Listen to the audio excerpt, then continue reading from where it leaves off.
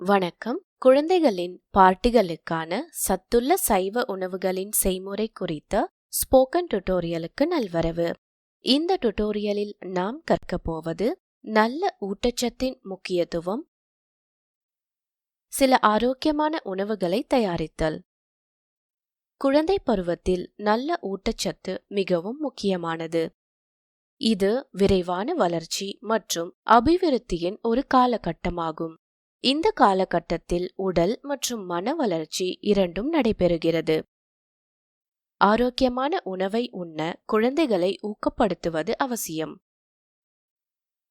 ஆரோக்கியமான உணவை வழக்கமான நாட்கள், கொண்டாட்டங்கள் மற்றும் பார்ட்டிகளின் போதும் உண்ண வேண்டும். உதாரணத்திற்கு, பிறந்த நாள், பிக்னிக், ஒன்று கூடலின் போது. இத்தகைய கொண்டாட்டங்களின் போது குழந்தைகள் அடிக்கடி நொறுக்கு தீனிகளை சாப்பிடுவார்கள்.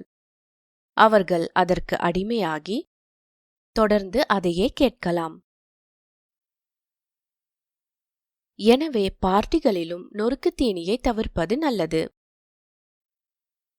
நொறுக்கு தீனியின் தீங்கான விளைவுகள் மற்றொரு டுடோரியலில் விரிவாக விளக்கப்பட்டுள்ளன. மேலும் விவரங்களுக்கு எங்கள் வலைத்தளத்தை பார்வையிடவும். ஒரு கொண்டாட்டத்தின் போது அல்லது ஒரு பார்ட்டியின் போது உணவு ஆரோக்கியமற்றதாக இருக்க வேண்டியதில்லை. சிறிது முயற்சி மற்றும் திட்டமிடுதல் இருந்தால் ஆரோக்கியமான உணவை வழங்க முடியும். உணவை பரிமாறும் விதமும் முக்கியமானது. பார்ப்பதற்கு நன்றாக இருந்தால் குழந்தைகள் சாப்பிட வாய்ப்பு அதிகம். எனவே உணவு வண்ணமயமாகவும் அவர்களை ஈர்க்கும் வகையிலும் இருக்க வேண்டும். சுவையான மற்றும் எளிதில் செய்யக்கூடிய ஆரோக்கியமான உணவுகள் நிறைய உள்ளன. இந்த உணவுகளில் சிலவற்றை பார்ப்போம். ஒவ்வொரு குழந்தைகளின் பார்ட்டிக்கும் ஒரு கேக் தேவை. எனவே நமது முதல் உணவு கேழ்வரகு கப் கேக் ஆகும். இந்த உணவை செய்ய நமக்கு தேவையானவை: 30 கிராம் அல்லது 2 மேசைக்கரண்டி கேழ்வரகு மாவு, 50 மில்லிலிட்டர்கள் பால், 2 மேசைக்கரண்டி உருகிய உப்பு கொண்ட வெண்ணெய், 1 மேசைக்கரண்டி கோகோ பவுடர், விதையில்லாத 5 பேரிச்சம்பழங்களின் அரைத்த விழுது.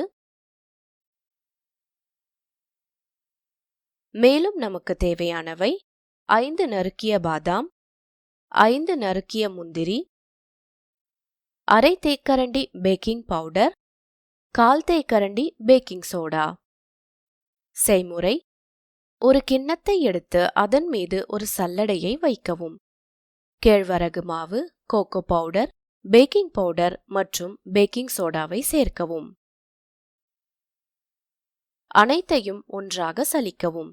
இதனுடன் உருகிய வெண்ணெயை சேர்த்து நன்கு கலக்கவும். சிறிது சிறிதாக பாலை சேர்த்து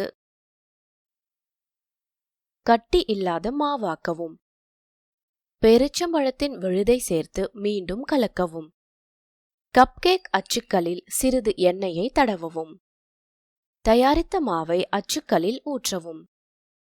மாவின் மேல் நறுக்கிய பருப்புகளை சேர்க்கவும்.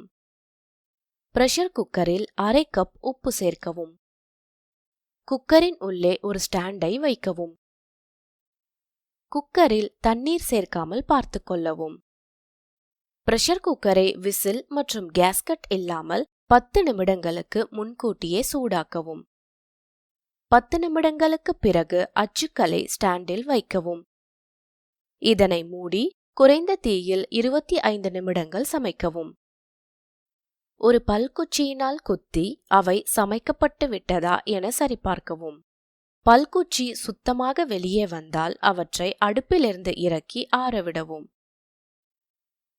அது சுத்தமாக வரவில்லை என்றால் மீண்டும் 10 நிமிடங்கள் சமைக்கவும். ஆறியதும் அவற்றை அச்சிலிருந்து நீக்கி பரிமாறவும். அடுத்த உணவு பேக் செய்த சர்க்கரைவள்ளி கிழங்கு கீற்றுகள் ஆகும். இந்த உணவை செய்ய நமக்கு தேவையானவை: ஒரு நடுத்தர அளவிலான சர்க்கரைவள்ளி கிழங்கு, 2 தேக்கரண்டி எண்ணெய், அரை தேக்கரண்டி சிவப்பு மிளகாய் துகள்கள், அரை தேக்கரண்டி சாட் மசாலா, தேவைக்கேற்ப உப்பு. நீங்கள் அதில் ஆரிகேனோவை கூட சேர்க்கலாம். செய்முறை: சர்க்கரைவள்ளி கிழங்குகளை கழுவி உரிக்கவும். அவற்றை செங்குத்து குச்சிகளாக வெட்டவும். ஒரு பாத்திரத்தில் எண்ணெய் மற்றும் பிற மசாலாக்களை எடுத்துக்கொள்ளவும். இந்த கிண்ணத்தில் சர்க்கரைவள்ளி கிழங்கு குச்சிகளை வைக்கவும். இப்பொழுது ஒவ்வொரு குச்சியிலும் மசாலாவை சமமாக தடவவும். பேக்கிங் தட்டில் வெண்ணெய் காகிதத்தை வைக்கவும். சர்க்கரைவள்ளி கிழங்கு குச்சிகளை ஒன்றோடு ஒன்று அரை அங்குல இடைவெளியில் இருக்குமாறு வைக்கவும். ஓவனை 200 டிகிரிக்கு முன்கூட்டியே சூடாக்கவும். அவற்றை 15 நிமிடங்கள் பேக் செய்யவும். மறுபக்கம் திருப்பி மீண்டும் 15 நிமிடங்கள் பேக் செய்யவும். பேக் செய்த சர்க்கரைவள்ளி கீற்றுகள் தயாராக உள்ளன. நமது அடுத்த உணவு தயிர் மற்றும் மாதுளை லாலிபாப் ஆகும். இதை செய்ய நமக்கு தேவையானவை: 100 கிராம் அல்லது ஒரு சிறிய கப் தயிர், அரை சிறிய கப் மாதுளை விதைகள். செய்முறை: ஒரு பாத்திரத்தில் தயிர் சேர்த்து கட்டிகள் இல்லாமல் கிளறவும். இதனுடன் மாதுளை விதைகளை சேர்த்து நன்கு கலக்கவும். இந்த கலவையை பாப்சிக்கல் மோல்டுகளில் ஊற்றி 4 முதல் 6 மணி நேரம் ஃப்ரீசரில் வைக்கவும். உங்களிடம் அச்சு இல்லை என்றால் அதை ஒரு கிளாஸில் ஊற்றலாம். ஒரு ஐஸ்கிரீம் குச்சி அல்லது ஸ்பூனை வைத்து 4 மணி நேரம் ஃப்ரீசரில் வைக்கவும். ஃப்ரீசரில் இருந்து அதை எடுக்கவும். அச்சுக்களை வெதுவெதுப்பான நீரில் வைத்து வெளியே எடுக்கவும். தயிர் மற்றும் மாதுளை லாலிபாப்கள் தயார். நமது கடைசி உணவு வறுத்த பொட்டுக்கடலை பொடி மோர்.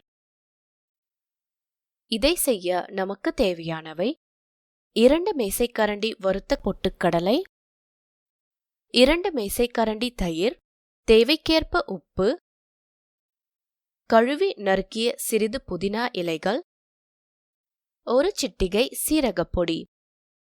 செயல்முறை: வறுத்த பொட்டுக்கடலையை பொடியாக அரைக்கவும்.